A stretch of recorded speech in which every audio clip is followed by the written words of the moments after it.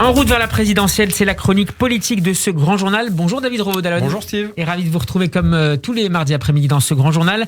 Je rappelle que vous êtes le rédacteur en chef du service politique du journal du dimanche.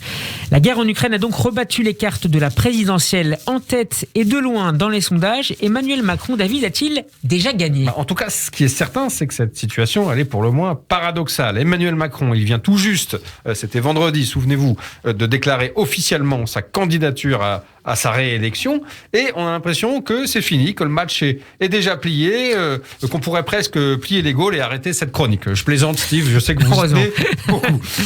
Non, mais trêve de plaisanterie. Ce qui est certain, c'est que Macron, il survole les débats, et il l'a dit, il l'a clairement annoncé hier depuis Poissy, où il était en réunion publique, vous en avez parlé tout à l'heure. Il ne fera même pas campagne, ou si peu, c'est-à-dire sa formule, son équation, c'est un peu candidat, mais surtout président, et pas n'importe quel président, puisque c'est celui qui gère la plus importante crise en Europe depuis la fin de la Seconde Guerre mondiale. Ça veut bien dire que ça lui donne un avantage concurrentiel et un statut très bénéfique sur le plan politique vis-à-vis de tous ses concurrents, et ça rebat totalement les cartes.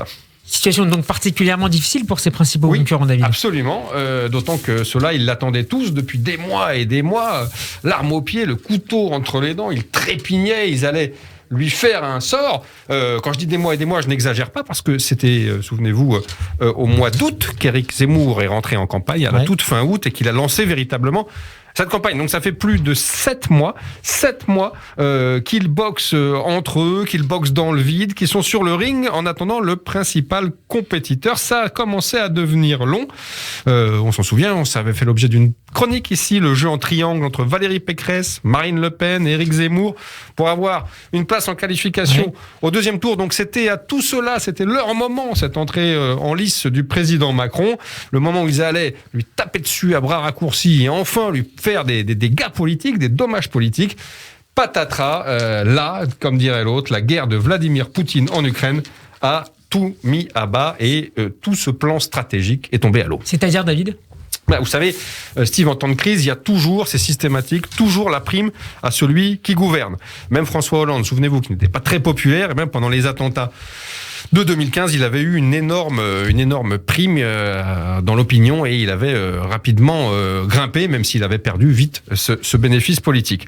Alors là, on a un Emmanuel Macron qui, avant même l'attaque des troupes de Vladimir Poutine, était en tête, autour de 24-25% selon les sondages. Mais là, en quelques jours, la guerre en Ukraine le porte quasiment à 30%. Je cite ici le fameux rolling quotidien de l'IFOP pour LCI. Alors attention, vous allez me dire, oui, ce ne sont que des sondages, des mesures à l'instant T. On est à 5 semaines du premier tour. Vous aurez raison, Steve, il faut prendre les réserves d'usage.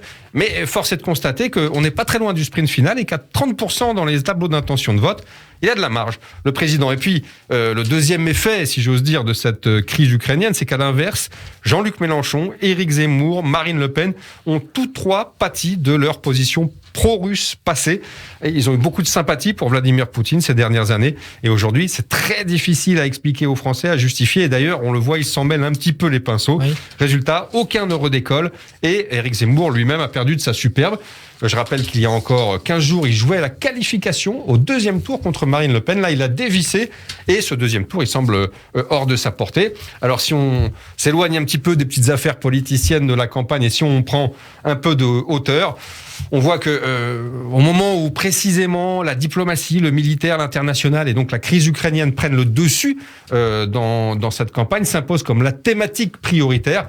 On s'aperçoit qu'il sera très difficile pour tous ceux dont on vient de parler, tous les rivaux du chef de l'État, de rivaliser sur ce terrain-là avec lui, puisque le président, on le voit, il s'entretient tous les jours avec Biden, avec Poutine, avec les dirigeants européens. Il est à la manœuvre en tant que président français de l'Union européenne jusqu'au mois de juin, et donc ça crée un sacré décalage avec tous les autres. Je résume, David, vous nous dites cet après-midi que c'est déjà plié. Alors loin de là, vous me connaissez, Steve, vous savez que je suis très prudent, je ne fais jamais un pari à la légère, je ne prends pas de risque, mais il le sait, Emmanuel Macron, son principal ennemi, c'est l'excès de confiance. Et c'est vrai que depuis des mois, tous les les macronistes, ou presque, vous serinent, vous chantent sur tous les tons que c'est gagné, que Emmanuel Macron fera un deuxième mandat et sont déjà en train de penser à qui occupera tel ministère et qui occupera tel autre. Attention, c'est le début de la fin, ce genre d'excès de confiance. Alors le président, il le martèle, il a encore répété ces derniers jours, humilité, humilité, humilité. Ça fait plusieurs mois qu'il a un contre-modèle en tête, le président.